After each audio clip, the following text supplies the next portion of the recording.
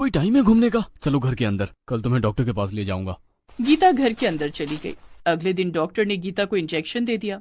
गीता ससुराल लौट आई, लेकिन उसने खाना पीना बिल्कुल बंद कर दिया। इतने में एक दिन उसकी सास ने कहा, बहू मेरी बेटी आ रही है ससुराल से, उसके पास एक कुतिया है, तुम्हें डर तो नहीं लगेगा ना? कुतिया के बारे में सुनकर गीता खुश हो गई। नहीं माँ, डरने की क्या बात है, एक बार कुतिया ने काट लिया तो क्या हो गया। अगले दिन बिमला की बेटी पायल अपनी कुतिया को लेकर घर आ गई। गीता ने उस कुतिया को आते ही बिस्किट खिला दिए। कुतिया के साथ उसकी दोस्ती हो गई। रात को जब सभी सो गए तब गीता चुपके से उठकर पायल के कमरे में गई। कुतिया जागी हुई थी। गीता उसे लेकर बाहर आई और उससे दूध पीने लगी।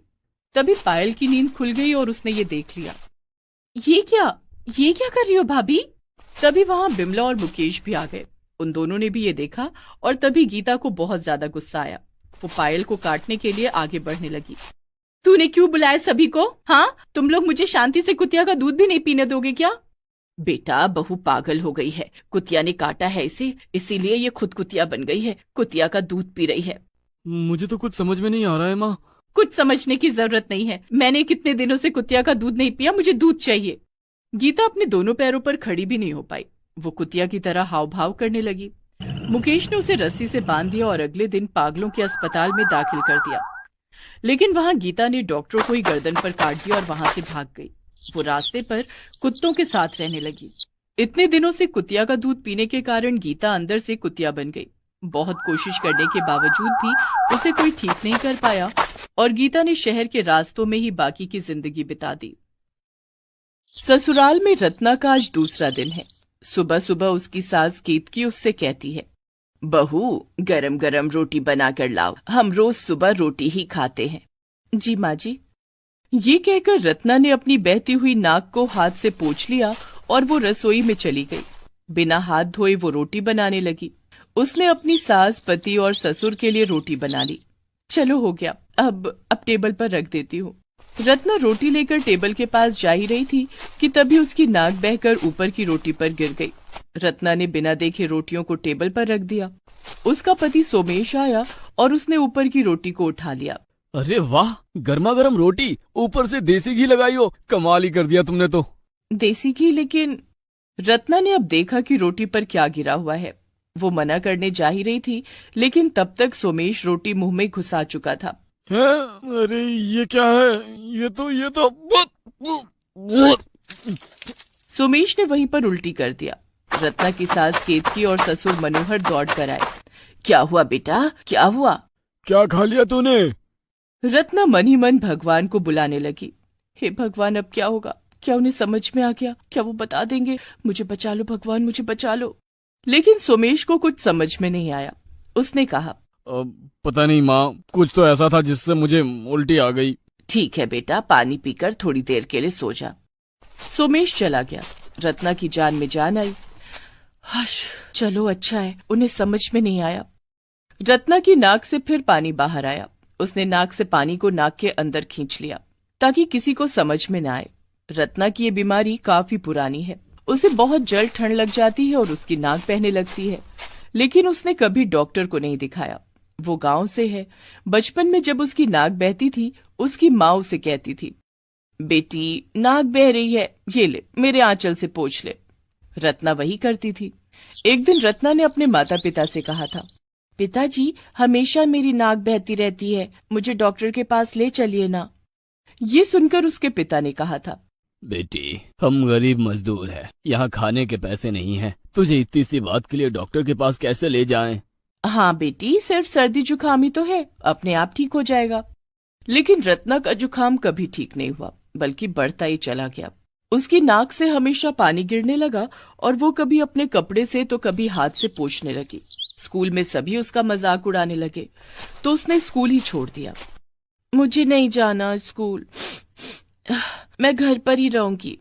हाँ, वैसे भी स्कूल जाके क्या ही होगा, किसी घर में बहू बन के ही तो जाना है, तू घर के काम काज सीख ले। रत्ना वही करने लगी। उसके सर्दी जुकाम के कारण गांव की लड़कियों ने भी रत्ना से दोस्ती तोड़ ली। रत्ना, आज से हम तेरे साथ नहीं खेलेंगे। क्यों री, मैंने क्या किया? हमेशा तेरी नाक बहती रहती है, तू अपने पूरे बदन से उसे पोंछती है और उसी हाथ से हमें छूती है। और हमेशा हमारे सामने छींकती भी है, इससे जीवाणु फैलते हैं। तू घर जा, हम तेरे साथ नहीं खेलेंगी। रत्ना घर चली आई। ऐसे ही समय बीतता रहा और वो जवान हो गई। उसकी शादी भी हो गई। उसने ससुराल में पहला कदम रखा। केत की आरती की थाली ले आई। उसमें एक जलता हुआ दिया जल रहा था। मेरी नई बहू घर आई है, पहले आरती कर लेती हूँ।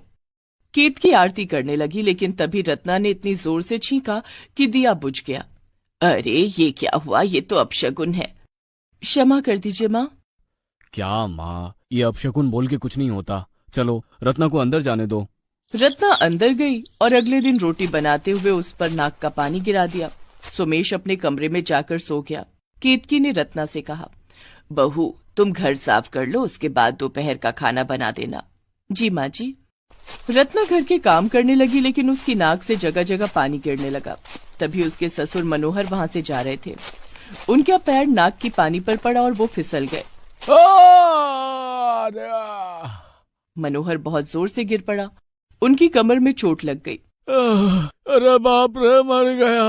अरे मेरा कमर। अरे केतकी फिर से दौड़ कर आई और उसका पैर भी नाक के पानी पर पड़ा और वो भी गिर गई। अरे बाप रे, मर गई रे। अरे ये क्या था, कौन जैसा? अरे मेरे पैर के नीचे भी आया था, पता नहीं क्या है। अरे बाप रे। दोनों दर्द से चिल्लाते रहे। रत्ना ने दोनों को उठाकर बिस्तर पर सुला दिया और फिर वो काम करने लगी। उसकी नाक बहने लगी और वो इधर उधर पोंछने लगी, कभी पर्दे पर तो कभी सोफे पर, कभी अपने आंचल पर तो कभी अपने बिस्तर पर। 2 दिन में पूरा घर जुकाम के दागों से भर गया, लेकिन रत्ना को अकल नहीं आई। एक दिन वो खाना बना रही थी, तभी सोमेश ने देखा कि रत्ना की नाक बह रही है और वो अपने हाथ से उसे साफ कर रही है और फिर बिना हाथ धोए उसी हाथ से आटा गूंथ रही है। रत्ना, ये क्या कर रही हो तुम? तो उस दिन रोटी पे देसी घी नहीं थी? नहीं जी, वो मेरी नाक से पानी गिर गया था। है? लेकिन तुम डॉक्टर को क्यों नहीं दिखा रही हो? चलो तुम्हें डॉक्टर के पास ले चलता हूँ। नहीं, जरूरत नहीं है, सिर्फ जुकाम ही तो है, ठीक हो जाएगा। कब से है तुम्हें जुकाम? बचपन से, कभी डॉक्टर को दिखाने की जरूरत नहीं पड़ी। वहाँ केतकी और मनोहर भी आ गए। अच्छा, तो उस दिन मेरे पैर के नीचे गोंद नहीं था। ये क्या बहू, पूरे घर में इस तरह जीवाणु क्यों फैला रही हो? ये अच्छी बात नहीं है बहू, डॉक्टर के पास चलो। नहीं, इतनी सी बात के लिए डॉक्टर के पास जाने की जरूरत नहीं है।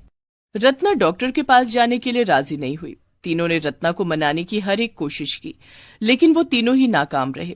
सुमेश का दोस्त सुहास डॉक्टर था। सुमेश ने कॉल लगाया और सब कुछ बताया।